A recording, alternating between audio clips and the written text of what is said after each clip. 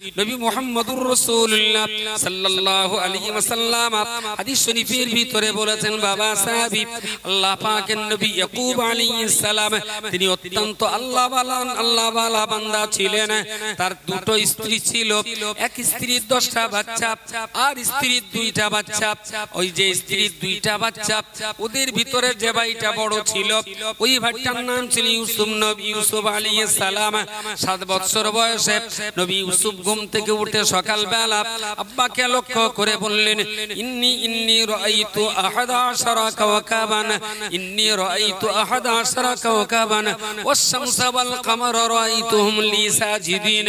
আব্বাজি, আমি আজ রাত্রে বেলা ঘুমের ঘরে স্বপ্ন দেখেছি আসমানের 11টা নক্ষত্র, চাঁদ আর সূর্য আমাকে সিজদা করছে। সিজদা আরবিতে সিজদা শব্দের অনেক রকম মানে হয়, তার একটা মানে হলো সম্মান করা। সিজদা করা মানে সম্মান করা। ইউসুফ নবী বললেন, আমি ঘুমিয়ে স্বপ্ন দেখছি আকাশের 11টা নক্ষত্র, চাঁদ আর সূর্য আমাকে সম্মান করছে। আব্বা শুনলেন, শুনেই ওর মাথায় হাত দিয়ে ওয়েলকাম করে বললেন, কচি, এই স্বপ্নে তুমি যা দেখেছো আমার সঙ্গে বলেছো ভালো হয়েছে, আর কারোর সাথে যেন বলবা না। লা তাকসুসু রুইয়াকা আলা ইখওয়াতিকা, এই স্বপ্নের কথাটা যেন তোমার ভাই বন্ধু ব্রাদার আর কারোর সঙ্গে যেন বলো না। শিশু সুলভ হওয়ার কারণে ইউসুফ নবী সেই স্বপ্নের কথা ভাইদের সঙ্গে বলে ফেলে। ভাইরা বলল, যেটা স্বপ্ন দেখেছে আর এরে চাঁদ সূর্যের সম্মান দিচ্ছে, তাহলে তো বিরাট বড় হবে। ভাইরা শুনে হিংসায় ফেটে পড়ে ইউসুফকে খেলা করার নাম করে নিয়ে একটা কুয়ার ভিতরে ফেলে দিল। সেখান থেকে যেতে যেতে অনেক ইতিহাস। একটা টাইমে যে নবী ইউসুফ আলাইহিস সালাম মিশরের রাজ দরবারের খাদ্যমন্ত্রী হলেন। সুবহানাল্লাহ বলেন। এখন ওরা 10 ভাই মিলে ইউসুফকে কুয়ায় ফেলেছে। বাড়ি এসে আব্বা জিজ্ঞেস করলেন, হারা কচি, তাহলে আব্বা সে খেলা করতে করতে আমাদের সে ভাই ইউসুফের বাগে ধরে নিয়ে গেছে। আর ইউসুফের গায়ের জামাটা খুলে ওই জামায় ছাগলের রক্ত মাখিয়ে বাপেরে দেখালো যে বাগে যখন ধরেছিল আমরা টানা হাসটা করতে করতে জামাটা ছিঁড়ে গেছে, এই সেই রক্ত মাখা জামা। ইউসুফ নবীর বাগে খাওয়ার এই মিথ্যা রিপোর্ট ইয়াকুব নবী কোনোদিন বিশ্বাস করেন, বলেছিলেন না, আমার ছেলেকে বাগে খেতেই পারে না, কি করেছিস বল। ওরা বলল বাগে খেয়েছি। যেদিন তারা কুয়ায় ফেলে আর ওখান থেকে উনি রাজ দরবারে বসলেন, এর মাঝখানে কেটে গেছে 40টা বছর। 40 বছরের অনেক ইতিহাস আছে। ইউসুফ নবীর এই বর্ণনা কোরআন শরীফে একদম ধারাবাহিক ভাবে এসেছে। কোরআন শরীফে স্পেশাল এই ঘটনার উপর একটা সূরা আছে, সূরাটার নাম হলো সূরাতুল ইউসুফ। একদম সুন্দর করে বলা আছে। 40 বছর কেটে গেল, উনি এবার এখন মিশরের রাজা।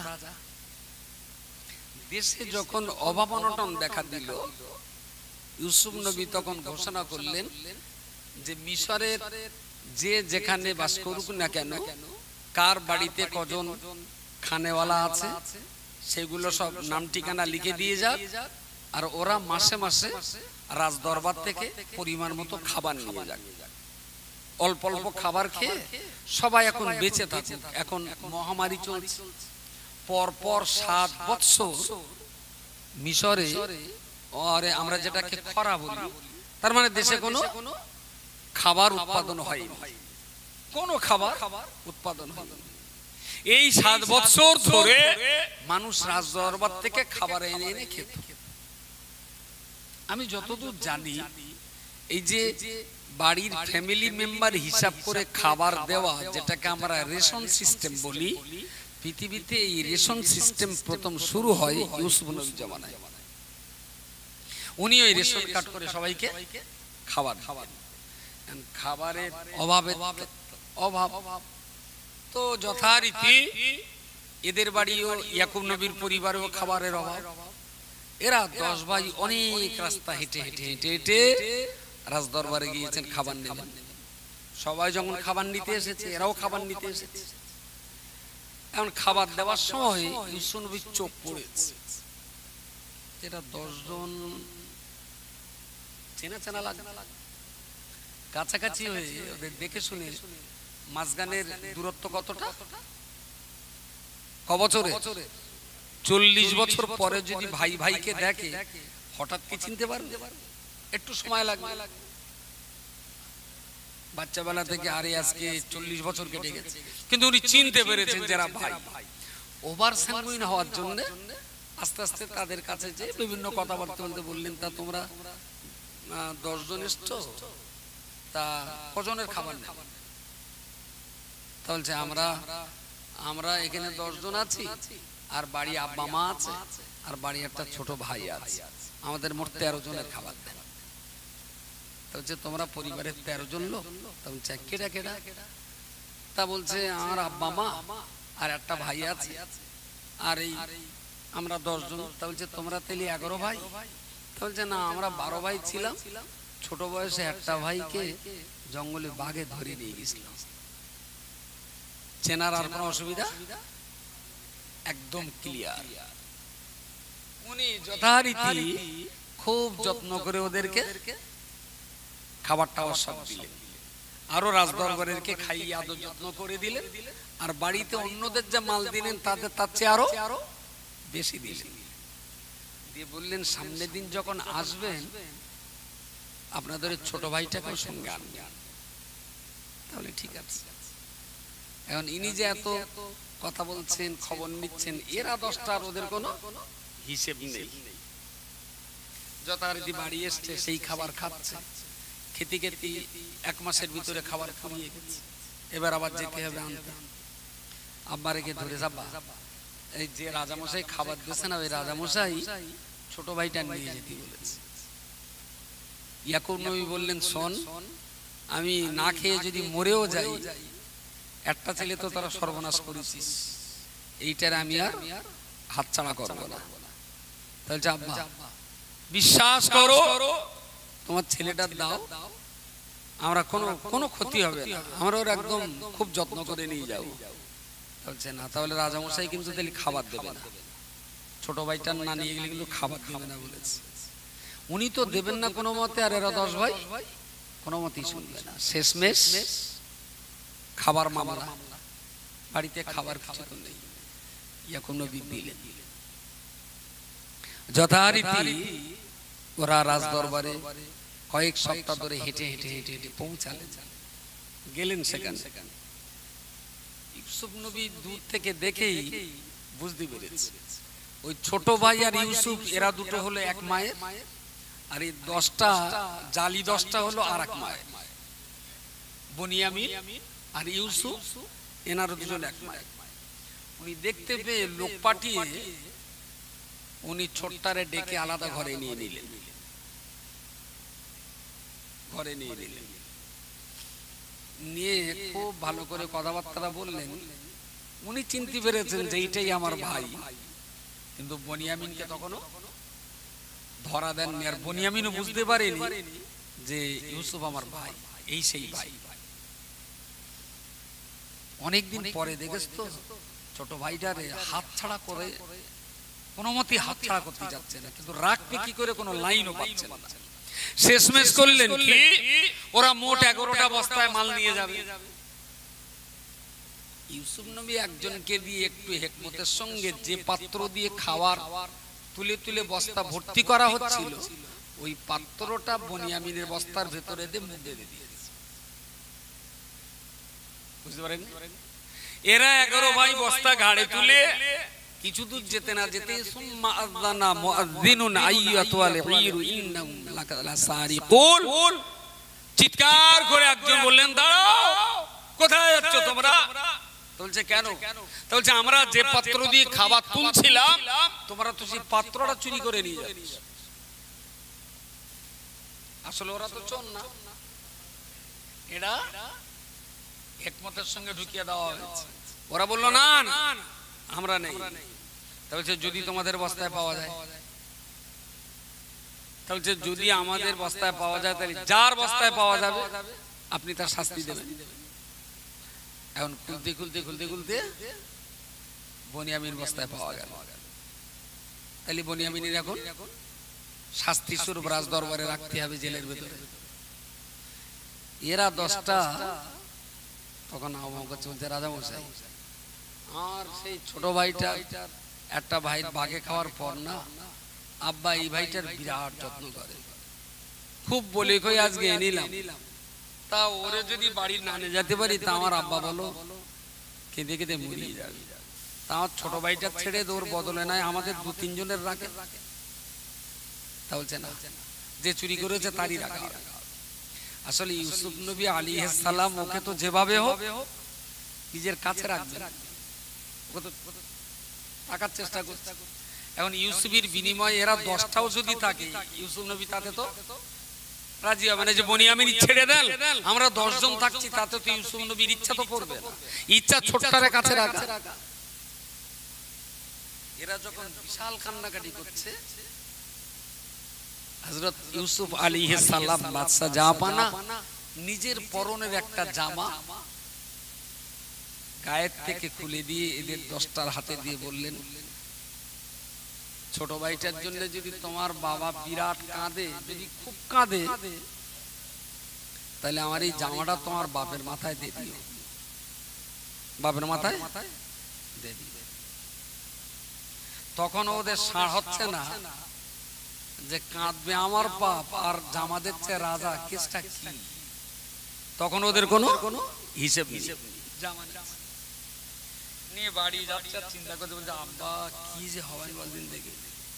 ও তো ইউসুফের জন্য তো কেঁদে কেঁদে আব্বা তো অন্ধ হয়ে গেছে, প্রাণটায় বেঁচে আছে, আজকে যদি বনিয়ামিন না পায় না তো হয়তো হার্ট ফেল করে মরিয়ে যাবে। কেউ বলতে রাজামশাই যখন জামাটা দিয়েছে চল দে দেখি, দূর ফেদা ওই জামাতে কি হয় বলদিন দেখি, জামার কাজ বাপ তো বনিয়ামিন না পেলে কাঁদবে, তাহলে দেখ যাই করলে আমি চল বাড়ি যাই। বাড়িতে পা দিতেই নবী ইয়াকুব আলাইহিস সালামের প্রথম কথা, আমার বনিয়ামিন কচি কই? তাহলে আব্বা কি বলবো বলো দিন, সে সেই খাবারের পাত্র চুরি করেছে, বাদশা তার ধরে রেখে দেয়, কান্না ভেঙে পড়লেন। আল্লাহ পাকের নবী ইয়াকুব আলাইহিস সালাম তিনি তখন বললেন, আহারে আমি কোনো মতেই তোমাদের দিতে চাইনি, তোমরা জোর করে বনিয়ামিনকে আমার কাছ থেকে নিয়ে গেছো, বহুকাল পূর্বে তোমরা আমার কলিজার টুকরা ইউসুফকে আমার কোল ছাড়া করেছো, আবার শেষ জীবনে তোমরা আমাকে কি ধরনের কষ্ট দিলে, আমি যে বনিয়ামিনকে নিয়ে দুনিয়াতে বেঁচেছিলাম সেটাও তোমরা আমার কোল ছাড়া করে দিলে। আহারে আমার ইউসুফের জন্য কেঁদে কেঁদে আমি অন্ধ হয়ে গেছি, আজ কত বছর আমি অন্ধ হয়ে বেঁচে আছি, আজ আমার শেষ জীবনে তোমরা বনিয়ামিনকে আমার কোল ছাড়া করে দিয়েছো। সে কান্না পাহাড় ভাঙা কান্না, সে কান্না কোনো মতেই শান্ত হয় না। ওরা তখন একে অপরের বলা বলি করে বলল, রাজা বাদশা যখন জামাটা দিয়েছিল, চল না একটা বার জামাটা বাবার মাথার উপরে দিয়ে দেখি। জামাটা নিয়ে আস্তে আস্তে অন্য পিতার মাথার উপরে দিলেন, উনি হাতটা দিয়ে বললেন, কি দিলে তোমরা আমার কপালে মাথায়? বললেন ওটা একটা ছেঁড়া পুরনো জামা।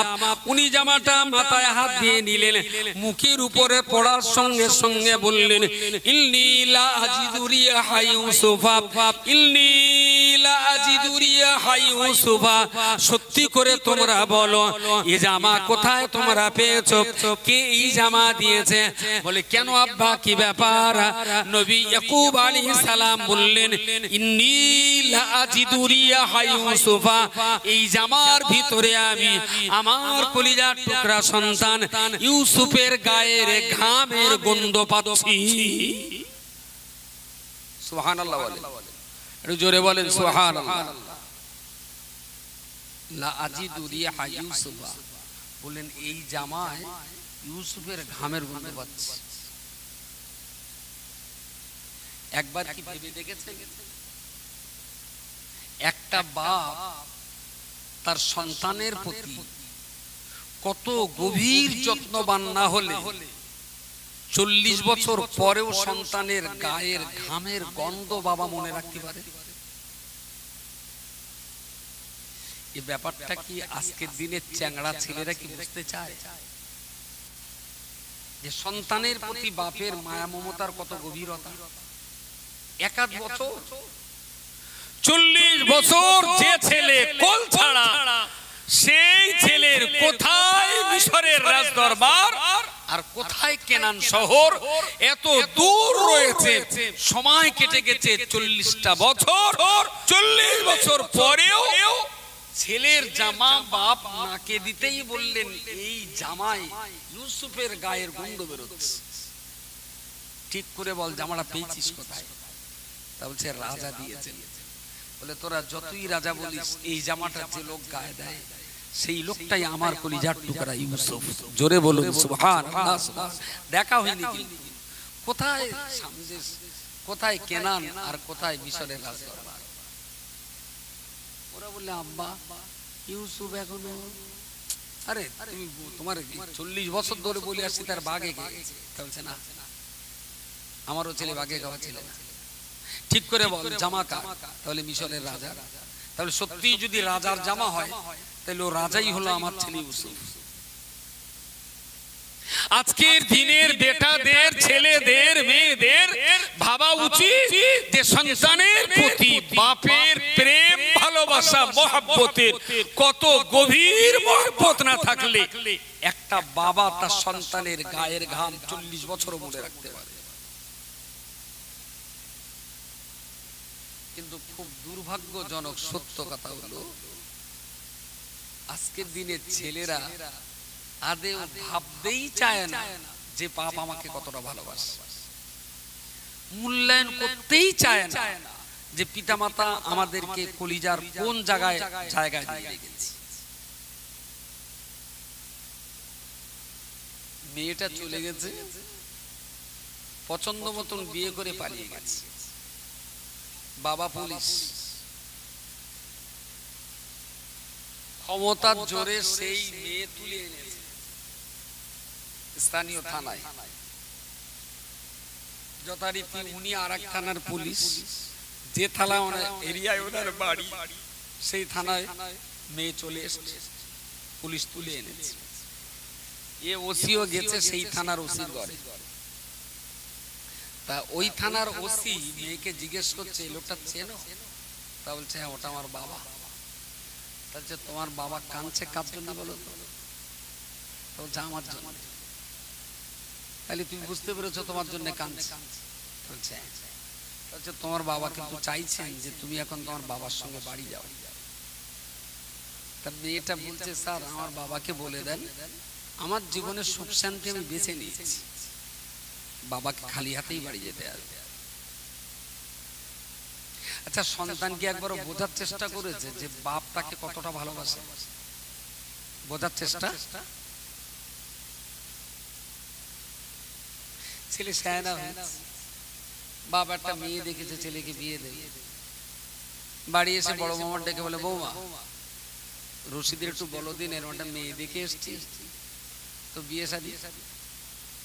তা ভাত দেওয়ার সময় বড় ভাবি বলে, এই রশিদ তোর বিয়ের জন্য আব্বা একটা মেয়ে দেখে এসছে, তা তুই কি করবি বল। যে ভাবি আব্বার চোখে 500 পাওয়ারের চশমা ফেদা কি যে দেখেছ তার ঠিক নেই। আব্বার বল এক্ষুনি যেন ফাইনাল কথা না বলে, আমি একটু দেখে আসবো। তারপর উত্তর পাড়ার এক গাঁজাখোর, দক্ষিণ পাড়ার এক গুটখাখোর, পশ্চিম পাড়ার এক বান্ডারা, উত্তর পাড়ার আর এক নাড়খোর, এইসব নে বন্ধু বান্ধব নে দেখতে গেল। দেখে শুনে সবাই বলল, রশি মেয়েটা এমনি হাসা চামড়া ঠিক আছে, তোর কানটা যেন দক্ষিণ দিকে একটু বেঁকা বেঁকা আছে। এসেই ভাবি রুলে ভাবে আবার বলো মেয়ে হবে না। শালা জানোয়ারের কাছে বাপের পছন্দটা পছন্দ না, কথা কর নাড়খোর ভাঁড়খোর আলঠেলা বন্ধু বলেছে ভালো না, সেইটাই ওর কাছে পছন্দ। আমি কি খুব মিথ্যে কথা বলছি বলে মনে হয়? বলি আমার কথাগুলো কি বড্ড মিথ্যে বলে মনে হচ্ছে? হ্যাঁ,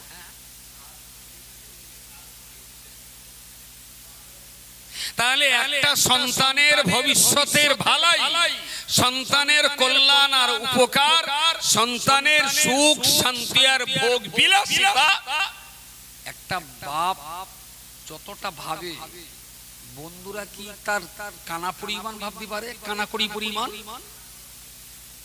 কিন্তু বাপের ভাবনাটা ওর কাছে কোনো দাম নেই, কোনো দাম নেই। এইবার বাপ পছন্দ করলে হলো না, ও দেখে দেখে দেখে দেখে শালা এক ডেকোরেটরের মাইক বে করে বাড়ি আনলে, ডেকোরেটরের মাইক যে পয়সা দেবে তার।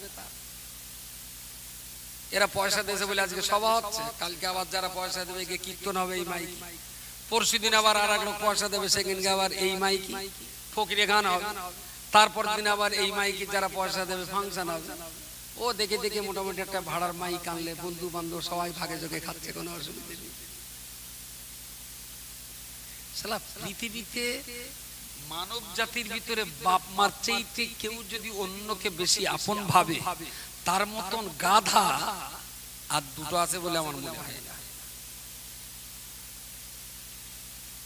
কিন্তু কি এমন হয়েছে জানি না, আজকালকের দিনে আর বাপ মা খুব যে বুক উঁচু করে বলবে এই মেয়েটা বৌমা করে আমি বাড়ি নিয়ে যাও, আমার ছেলের দেবো, 100-র ভিতরে মনে হয় 99টি বাবা মায়ে আশা ছেড়েই দিয়েছেন যে আর সম্ভব বোধহয় হবে না, ও আমার কথা ছেলে বিয়ে করবে না, ওর মতন বাপদের ছিল সেটা হয়তো একটা ঠাড়ো গাই, আর ও দেখে শুনে নিলে একটা বলি দি গাই, কোনো অসুবিধা নেই, বিনা কষ্টে একটা বাঁশুরির বাপ হতে পারবে। আমি আজও বলি যুব সমাজকে, পৃথিবীতে যদি সুখে শান্তিতে ইহকাল আর পরকালে যদি বাঁচতে চাস, অন্তত বাপ মার মনে কোনো কষ্টটা দিস না। বাপ মা যেটাই বলে চোখ বন্ধ করে মেনে নে, মেনে নে। বাপ মার কথার উপরে মাতব্বারি করতে যাস না ভাই, কপাল পড়ে যাবে। একটা ছেলে খুব দুঃখ করে বলছে, হুজুর আপনি তো বলেন বাপ মার বিরুদ্ধে যাওয়া যাবে না, তা আমার বাপ জমি জায়গা সব ছোট ভাইয়ের নামে লিখে দিয়েছে। বাপের আমরা কিছু কি দেখবো? আমি তুই বাপের চোখই দেখবি? তাহলে জমি সব ছোট ভাইয়ের নামে দিয়েছে, এর পরেও তার বাপ বলতে হবে? বলি হ্যাঁ তারই আব্বা বলবি, তারই আব্বা বলবি, ওর বাপের আব্বা বলবি? হক নষ্টের গোনা হবে না? বলি হ্যাঁ তোর বাপের হক নষ্টের গোনা হবে, তবে বাপের বিচার ক্ষমতা কোনো ছেলের হাতে আল্লাহ ছেড়ে দেবে। বাপ যদি অন্যায় করে তার বিচার আল্লাহ করবে, তুই না। অনেক সময় ওয়াজ করলাম, আমি বলি তুই আল্লাহর উপর ভরসা রাখ, জমি জায়গা সব বাপ ছোট্টার নামে দিতেছে, দেখে যা, তুই বাপের খাওয়া দিবি, পড়া দিবি, আদর যত্ন করবি, তোর বাপ যেন কোনোদিন মনে এক কাঁচা পরিমাণ কষ্ট না পায়। আর আল্লাহ যদি রাজি থাকে, বাপের হাতটা ধরে বলবি আব্বু আমার ছেলে পিলে বউ বাচ্চার যদি একগাল হয় তোমারও একগাল হবে, তুমি জমি ভাগ দিয়েছো দাও, ছোট্টার দিয়েছো দাও, আমার কোনো দুঃখ নেই, তুমি আমার বাড়ি থাকো, খাও, সব করো, আমি সারা জীবন তোমার সেবা করে যাব। জমি জায়গা সব করে দেছো, ভালো করেছে, আর তোমার কলিজা ফাটা দোয়াটা তুমি আমার জন্য দিও, আমার আর কিছু লাগবে না। তুই যদি এটা মেনে নিতে পারিস আল্লাহর রাস্তে, একদিন তোর ছোট ভাই বেচবা তুই কিনবি। বাপ হয়তো তোর দেইনি, হক নষ্ট করেছে, এই বিচার আল্লাহ করুক, তুই বিচারটা করিস নে ভাই। যেটা আল্লাহর দায়িত্ব সেই কাজটা তুই হাতে নিস নে, তোর বাপ তুই যত্ন করি। মাস 6 পরেই বলছে হুজুর খেলা শুরু হয়ে গেছে। কি ব্যাপার? তাদের ছোট বউ আব্বার হাত ধরে বাড়িতে নিয়ে গেছে, তুই ঘরে তোল তো, না ঘরে তুলিস, বেশ করেছিস, সারা জীবন টান, সারা জীবন টান। তারপরে কি হয়েছে আমরা শোনাই। জমি বাপের যদি দুটো ছেলেকে মোটেই না দিয়ে সব যদি একটা ছেলেকে দিয়ে দেয়, আমি তবুও ছেলে দুটোরে বলবো বাপের সেবা যত্ন করতে কোনোদিন ত্রুটি করো না ভাই। ভুল আমার যদি হয়, আমার বাপেরও ভুল হয়, তো আমার ভুলের বিচার আমার বাপ করতে পারে, কিন্তু বাপ যদি ভুল করে আমি ছেলে হিসেবে কখনো বাপের ভুল ধরতে পারি না, সে বিচার আল্লাহর উপরে ছাড়। আমি ইতিহাসগুলো যখন পড়ি, কোরআন শরীফের তাফসীরে লেখা আছে, যখন দেখি তখন সত্যি বারবার মনে হয়, আরে ইউসুফের প্রতি কতটা দরদার, কতটা মায়া না থাকলে একজন বাবা 40 বছর পরে জামা শুকিয়ে বলে দিতে পারছে এটা আমার ইউসুফের গায়ের জামা। সেই জামা মাথায় মুখে চুমুকে ধরে কাঁদলেন।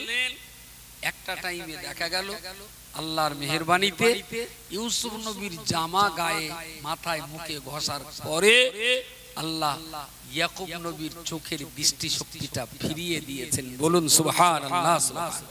যে ছেলের জন্য কেঁদে কেঁদে অন্ধ হয়ে গিয়েছিলেন, সেই ছেলের জামা ফিরে পেয়ে অন্ধ হয়ে যাওয়ার চোখ আবার দৃষ্টি শক্তি তিনি ফিরে পেলেন।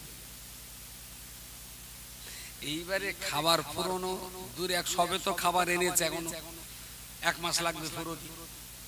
শুধু বলছি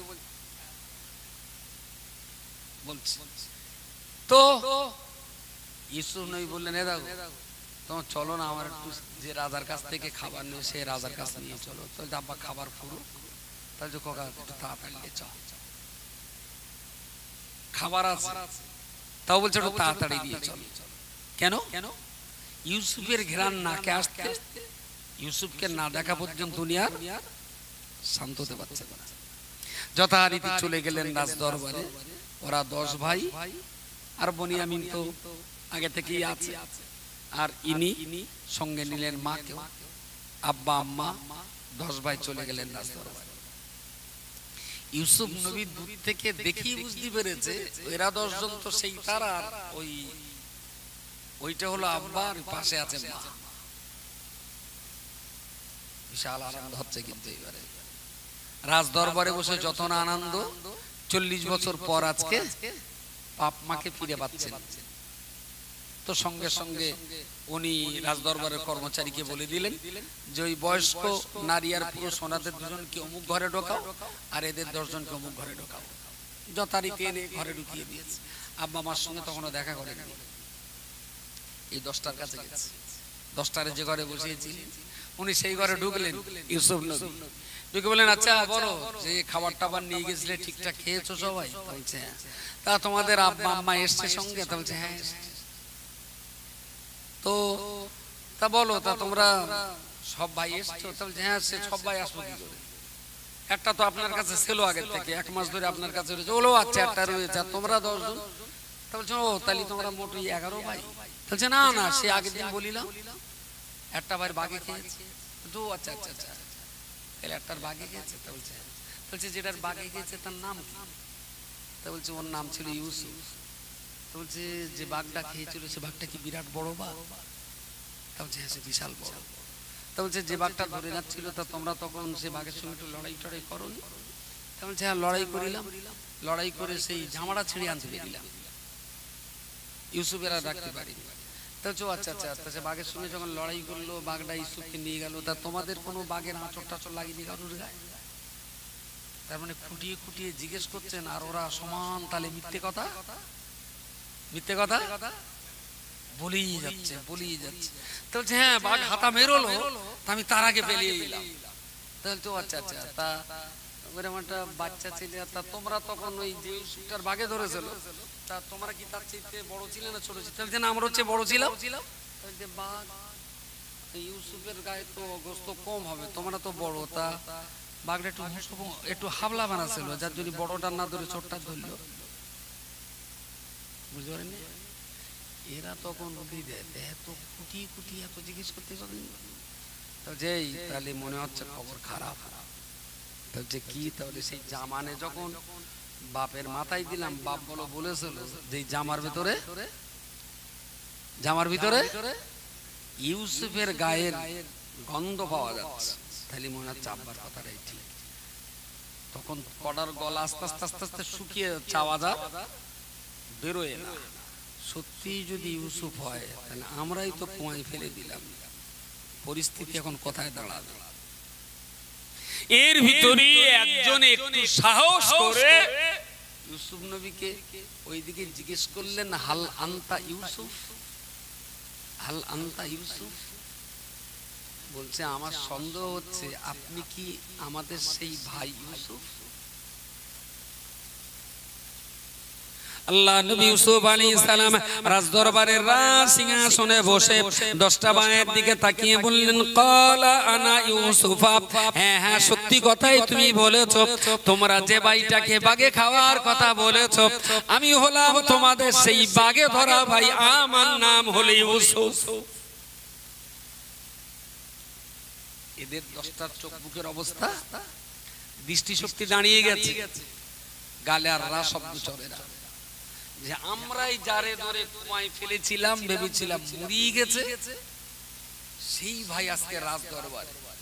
শুধু একবার অর্ডারের মৌকা, একবার অর্ডার করবে, ধরার মাথা আলাদা হয়ে যাবে। বাঁচার আর কোনো, যে অপরাধ করেছি আর ধরাও পড়েছি, বেঁচে থাকার আর কোনো রাস্তা নেই। মৃত্যু আমাদের অনিবার্য। ওদের চোখ মুখের ভাবভঙ্গি দেখে ইউসুফ নবী বুঝলেন যে ওরা হার্ট অ্যাটাক পড়ে যাবে, মরবে, দম বন্ধ। আল্লাহ নবী ইউসুফ আলাইহিস সালাম ওদের প্রতি সদয় হয়ে বললেন, ওগো আমার ওগো বান্দা, ওগো তোমরা আমায় জিজ্ঞেস করেছো, ক্বালা হাল আনতা ইউসুফ। আমি বলছি আমি সেই ইউসুফ, আমায় তো ভাগে ধরিনি। তুমি আর তুমি, তোমরা দুইজন, তুমি তো আমার হাত ধরেছিলে আর তুমি তো আমার পা ধরেছিলে। তোমরা দুইজন হাত পা ধরে কুয়ার ভিতরে ফেলেছিলে, আমি কুয়ার ভিতরে পড়েছিলাম। তোমরা তাড়াতাড়ি করে চিৎকার করে বলছিলে, চল শিগগিরই করে বাড়িতে চল। তোমরা আলোচনা করলে, আব্বাকে জিজ্ঞেস করলে কি বলবো। তখন তোমরা যখন উপরে ষড়যন্ত্র করছিলে, বাপ জিজ্ঞেস করলে বলবো ইউসুফকে বাগে ধরেছে। আমি সব কুয়ার ভিতরে পড়ে শুনতে পাচ্ছিলাম। এই কথাগুলো বলার পর এদের আর সন্দেহের কোনো জায়গা 16 আনাই ক্লিয়ার। তাহলে তো মরণ তো নিবার্য। আল্লাহ নবী ইউসুফ আলাইহিস সালাম বললেন, ক্বালা আনা ইউসুফ ওয়া হাযা আখি ওয়া হাযা আখি।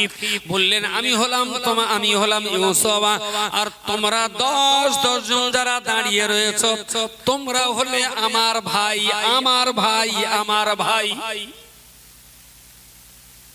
এরা যারে কুয়ায় ফেলে খুন করার ষড়যন্ত্র করলো, ইউসুফ নবী তাদেরকে বলছেন তোমরা আমার শালা ভাই। এত শত্রুতা করার পরেও ক্বালা আনা ইউসুফ ওয়া হাযা আখি, তোমরা আমার ভাই। আহারে, সামান্য একটা মুরগির কিনে মারানে ভাই ভাই ঝগড়া হয়, সামান্য একটা বেগুনির চারা নিয়ে ভাই ভাই মারপিট, সামান্য একটা জামা কাপড় ছেঁড়া নিয়ে ভাই ভাই মারপিট। 10টা ভাই মিলে ইউসুফকে কুয়ায় ফেললেন। এরপরেও যে ইউসুফের প্রতি এত জুলুম, এত নির্যাতন, এত অত্যাচার, সেই ইউসুফ বললেন ওয়া হাযা আখি, আমার উপরে তোমরা যত জুলুম আর অত্যাচার করে থাকো না কেন, আমি কিন্তু তোমাদের ভাই, আর তোমরা আজও আমার ভাই। আরো একবার বলুন সুবহানাল্লাহ, সুবহানাল্লাহ।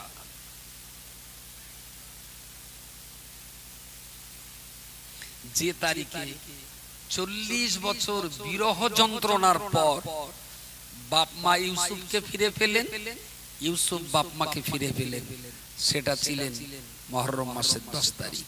সুবহানাল্লাহ বলেন। খিচুড়ি খাওয়ার দিন, ইলিশ মাছ খাওয়ার দিন, কিছু তো বলেন। আচ্ছা, 40 বছর পর যদি আপনার ছেলেটা বাড়ি আসে, আপনার আনন্দ হবে না দুঃখ হবে? না, তবে আমার কাছে খিচুড়ি একটু যাতে আছে, আমার কাছে খিচুড়িটা একেবারে প্রাণে বাঁচার মতন শোকতাপের কিছু নাই, এটি আবার গরু দোয়াস, খানিকটা লাইন ক্লিয়ার আছে।